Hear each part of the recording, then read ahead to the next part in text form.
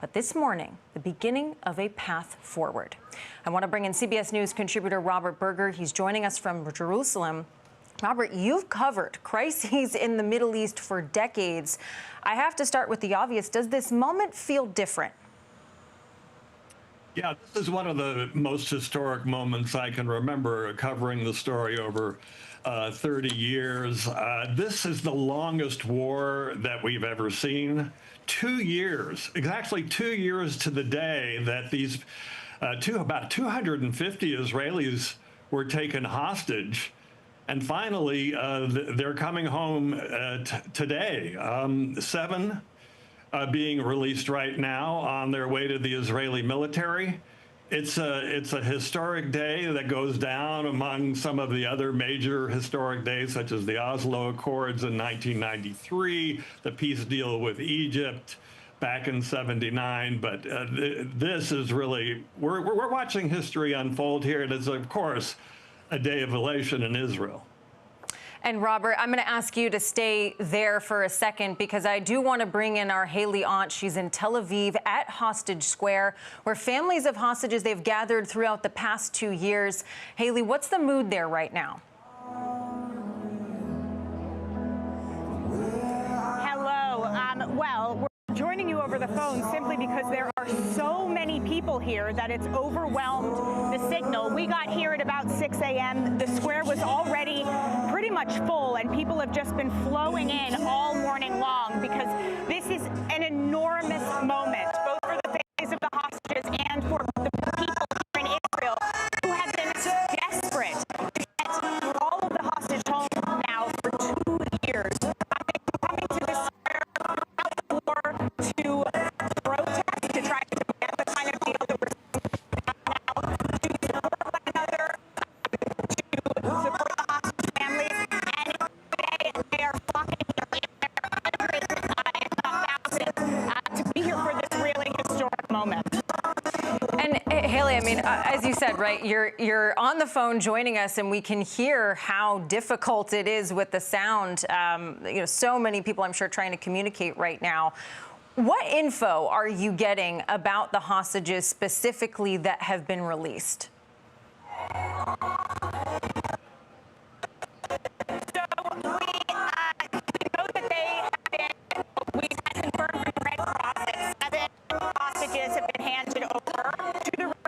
We believe that they're currently en route to Israeli troops, where they will be handed over. There will be medical examinations.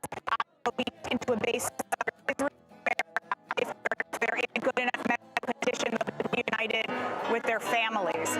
So we're currently waiting for news or for confirmation. The Red Cross has handed over those 7 hostages to Israeli soldiers. And I mean, obviously, it's going to be an emotional moment, Haley, when they reunite. Now, you described for us a little bit of what comes next for those hostages. They're going to be receiving medical treatment. Can you talk about the path forward, right? Beyond that immediate moment, what comes next for these hostages that are finally coming home over 2 years in captivity? Well, I mean, you can just imagine what some of their experiences have been like. Many of them have been kept underground. The conditions across Gaza have been catastrophic, and they've been living in those very same conditions in captivity. So there will be physical, medical, emotional, psychological needs that all of these hostages will have when they return. And Israel has set up reception centers that have been constructed with just that kind of care in mind. Then what comes next is, I was speaking to a family member of one of the hostages whose remains are being held, and he said this has been a wake-up call for him, for the hostage families, and for all Israelis, that there is serious work that needs to be done here. So once this horrific chapter ends, people have been out protesting their government for about 2 years now, and they believe that there's a lot of work to be done. There's a lot of dissatisfaction with Israeli Prime Minister Benjamin Netanyahu. We saw video of him being booed when he was mentioned by U.S. Special Envoy Witkoff the other night. So a lot of these hostage families and the people who have been involved in this are politically motivated to make a change here in Israel moving forward. Yeah, Haley, you mentioned people who are waiting for remains, a juxtaposition of some families expecting joy and reuniting and some just waiting for a loved one they'll never get to hug again. I want you to stay on the line. We may come back to you, but for those at home, I just want to zoom out for a second, and because President Trump, he is on his way to Israel right now. He's going to meet with hostage families before addressing the Israeli parliament later today. After that, President Trump, he'll head to Egypt for the agreement signing ceremony. And on the plane, he proclaimed the war is over. Now, I want to go back to CBS News contributor Robert Berger. You sort of talked a little bit at the top here of why this moment feels different. But, I mean, I've been watching this for the past 2 years. We have seen hostages come home. So what do you think needs to happen for the ceasefire to hold? And do you think that's even likely?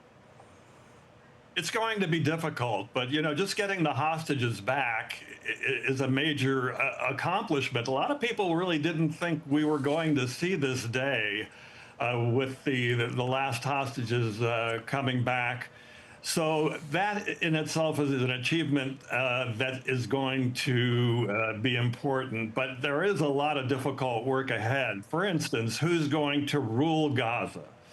There's supposed to be a committee actually overseen by President Trump and former British Prime Minister Tony Blair. There's supposed to be an international force of Arab states that is going to come in and help bring stability to Gaza. That hasn't even started. It's going to take a while for that to happen. And then the biggest question is the disarmament of Hamas, which is part of President Trump's 20-point plan. Hamas hasn't even agreed to that, and that is going to be that's going to be a big hurdle. But getting the hostages back, I think, ends this phase of the war, and then they're going to try and resolve those other issues, which could be quite problematic down the road. Yeah, I mean, certainly we could hear, talking to Haley, the joy in the background. This moment, bringing those hostages home, as you mentioned, it is important. It is historic. On the other side, though, you have Palestinians who are coming back to the region, aid coming into Gaza. What lies ahead for them as this peace plan goes forward? Yeah, you know, the elation that we're seeing here in Israel today is a lot different than the reaction on the Palestinian side. I mean, people, of course, are relieved and happy that this is over, but the Palestinians really have a long and difficult road ahead. I mean, most of Gaza has been destroyed. So while people are streaming back to Gaza City and further north, they don't really have any place to go. Most of the homes have been destroyed. The infrastructure has been destroyed. It's going to take years to rebuild Gaza. So it's a long, difficult road ahead for the Palestinians. Right now, they're going to try and surge in aid, 600 trucks a day or so, get people food. But the path of rebuilding their lives is going to be long and difficult. Going back to this historic moment, I mean, this is a diplomatic feat that administrations, the Biden administration tried to accomplish. What was it about President Trump, his unique deal-making? I mean, a lot of people have questioned his unique style of deal-making, but he has achieved what seemed to have evaded others. What do you think was different this time around? Well, for one thing, he kept telling Hamas that they had to release the hostages. And a lot of people thought that couldn't happen until Israel pulled out of Gaza. That was Hamas's demand. First, Israel pulls out of Gaza, and then it agrees to end the war.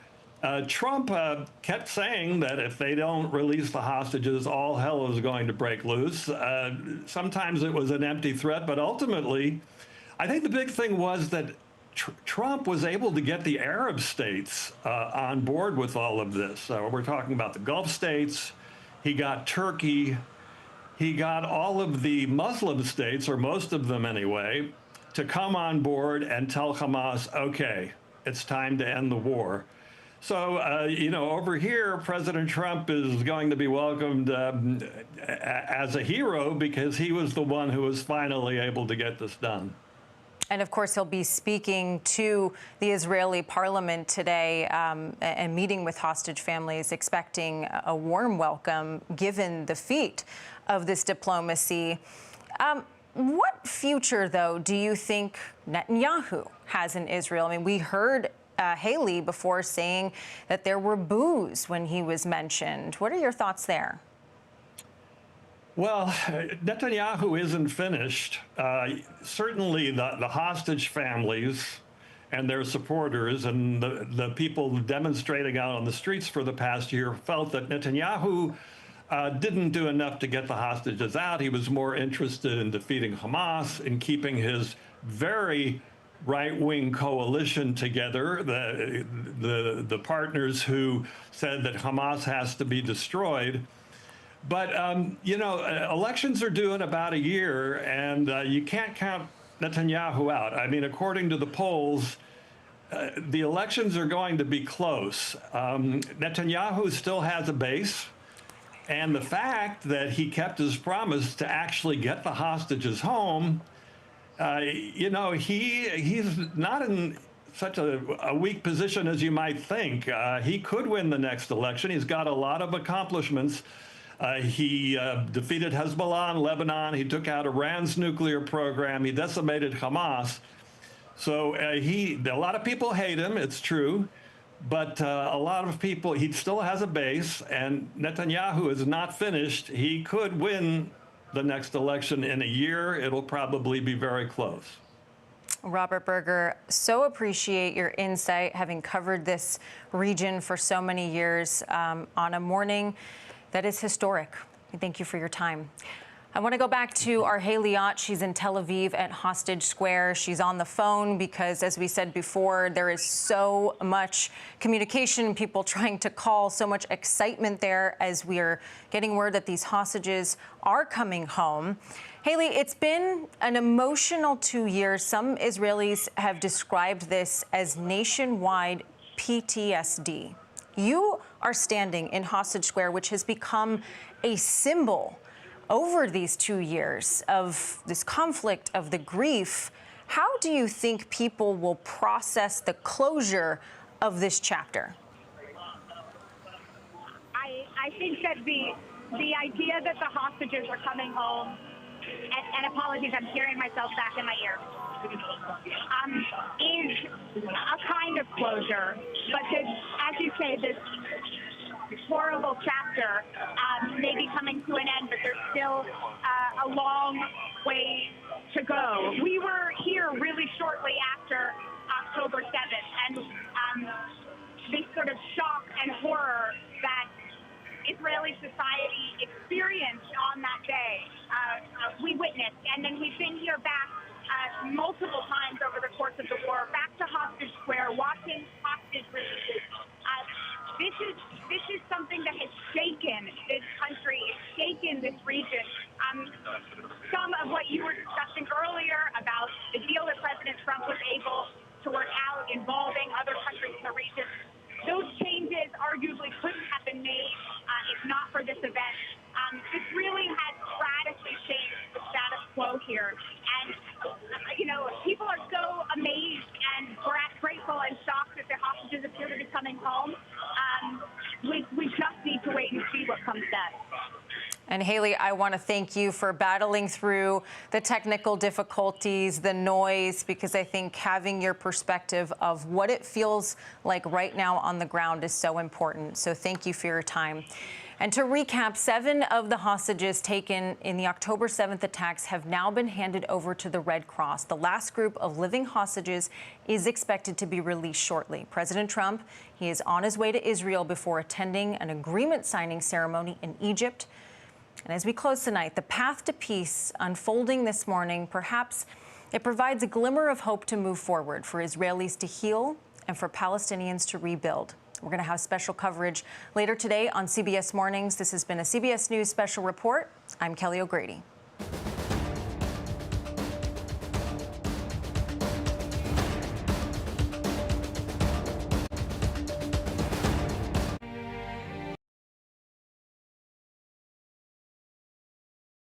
Clearly fun. Smart. Clearly uplifting. Clearly CBS Mornings. On Face the Nation, you try to separate the noise from the news. You need to be able to have an actual conversation.